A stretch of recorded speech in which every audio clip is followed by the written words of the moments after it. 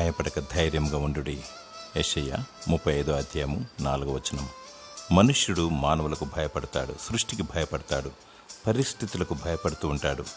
భయపడు ప్రతిసారి ప్రతి ఒక్కరూ భయముతో మరణిస్తూనే ఉంటారు.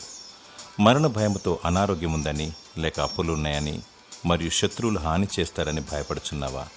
భయపడక ధైర్యంగా ఉండము. నిన్ను పిలిచినవాడు నమ్మదగిన దేవుడు. నిన్ను కాపాడువాడు కునుకడు, నిద్రపోడు. అనేక భయాల నుండి ఆయన విడుదల దయచేయను. ఏ సమస్య ఉన్నా ఆయన పాదాల చెంత మొరపెట్టు. ధైర్యం గల ఆత్మను దయచేయమని ప్రార్థించు. దేవునిపై ఆనుకొని ప్రభు కొరకు నమ్మకముగా జీవించు. దేవుని స్తుతిస్తే నీకు ధైర్యం కలుగును మరియు విజయం లభించును. దేవుడు నీకు ఆదరణ, నెమ్మది మరియు ధైర్యం గల ఆత్మను దయచేయనుగాక. ఆమేన్.